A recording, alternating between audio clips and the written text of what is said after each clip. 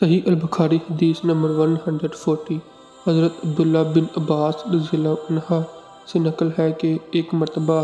انہوں نے یعنی ابن عباس رضی اللہ عنہ نے